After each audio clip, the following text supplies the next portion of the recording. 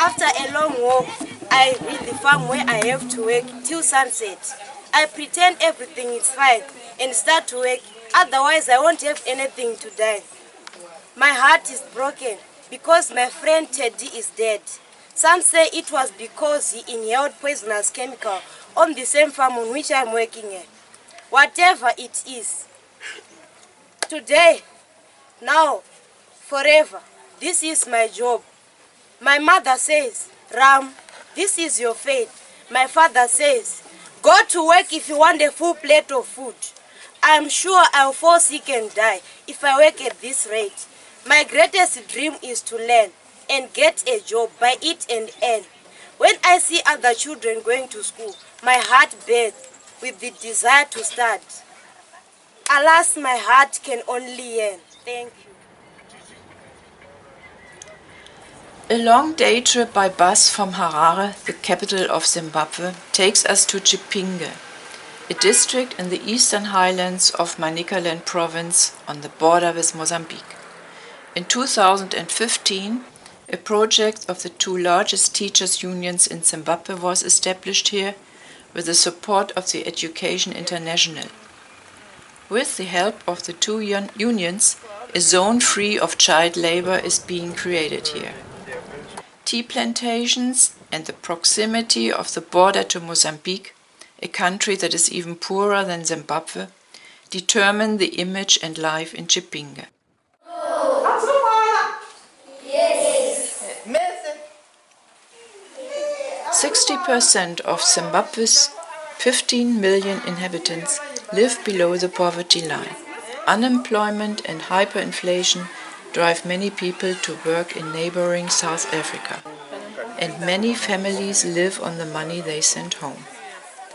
A cyclone on the coast of the Indian Ocean last year destroyed parts of Zimbabwe, and this year the lockdown, due to the corona pandemic, will lead to a further dramatic situation in the living conditions of many families. Despite this situation, the fight for school education and against child labor is being fought self-sacrificingly. Until 2013, children picked tea leaves in Chipinge for the local companies that had invented the principle of earn and learn. Only children who worked here acquired the right to attend the company's own school. The earn and learn system has been banned in Zimbabwe since 2013. A teacher who had to work on the tea plantation himself as a child passes on his experience to the younger generation. Child labor issue. I would impart to my young colleagues, not just young colleagues, young children, but parents and communities, that people should look after their children and probably not to use children as an instrument to even support their families. Because you know what happened during the NLN system? I would also get, after being paid, I would also buy something going home. It was a training on its own, but probably families will start to heavily depend on the children to work, and by so doing, the children will learn to support their parents. You know, it creates another certain type of a family setup where children will go back and at an early age support the father who probably goes out to drink without looking after the child. We learned quite a number of things during that time. So I would support the fact that no children should be subjected to have work while he or she is still the school going age.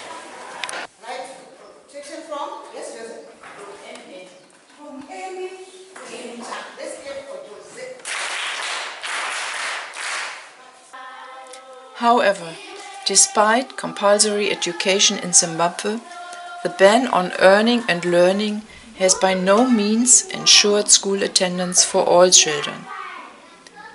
Since 2015, projects have therefore been carried out at 11 primary and secondary schools under the motto "Out of work, into school." Since 2019, Fair Childhood has supported the expansion of this successful project to a total of 24 schools. The central pillar is the training of teachers. On the one hand, They apply their acquired knowledge about child labor and children's rights in class, organize child protection committees at all schools, and promote the creative work of the students through theater, music, dance, and art, often focusing on child labor and the importance of school attendance. During our visit, we could see that the entire school community, all students and teachers, follow the performances with enthusiasm. This has become an important part of their daily school life in the project schools. In place, everyday situations about child labor, abuse, and early marriage are discussed, and the desire for the safe school attendance is emphasized. In addition, so-called incubation centers are established where children who come to the schools from child labor are systematically prepared for integration into the existing classes.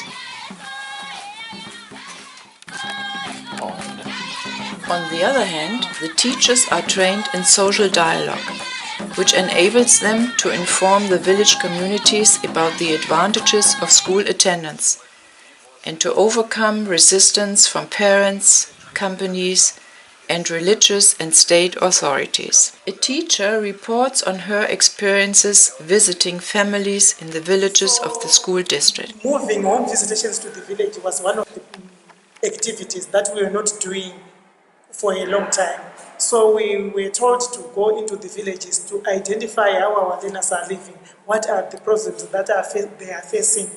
That's when we realized that there were quite a number of learners who were not coming to school in our villages. When we arrived there, we approached the community leaders, asking for permission to visit these families and found out what was the exact problem that was causing the learners not to come to school. Then I identified that most of them highlighted financial constraints as their major challenge. And they were also willing for the learners to come to school. But since there was need for school fees, they did not get the fees, so the children were at home. So I talked to them that we are going to look for assistance on their behalf. If they allow us to take the children back to school. And they all agreed. On Monday, all the parents that I visited brought the children. And when they were here, I approached the administration and reported what had taken place. And the children were admitted without paying any fees. And the school is currently trying to source funds for all of the learners that I brought. As a teacher, you already have to teach, to prepare the lesson, to correct the lesson. On top of it, you are doing the house to house. Yes. What does it? Isn't it an extra burden for you, or is it something you want to do? Having received the training, it wasn't. Actually, I enjoyed it because I now know the learners better. Instead of just receiving 50 learners or 40 learners on an opening day, I never know how they are faring, how they live, who they live with. So actually, when I finished the training, I had more love for the children. So I enjoyed it. And it's an ongoing process. I'm going to visit other villages also.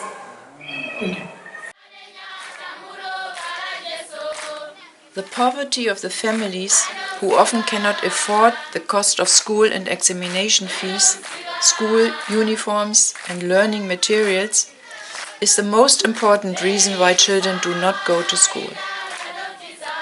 With the help of Fair Childhood, income-generating projects are now being developed in the schools.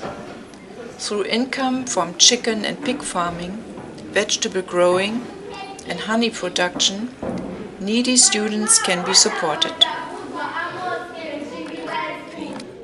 So we decided to continue this project because we're able to buy textbooks for our pupils, we're able to give them pencils, we're even able to buy rulers for the examinations, the grade 7 pupils, we're able to buy exercise books.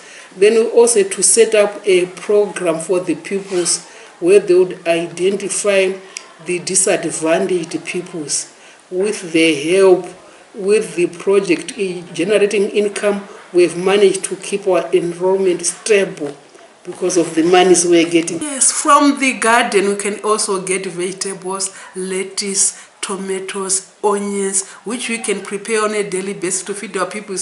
We give them sadza and relish, a balanced relish, using our poultry, using our vegetables from the garden, and we only buy cooking oil, which is also from the poultry actually.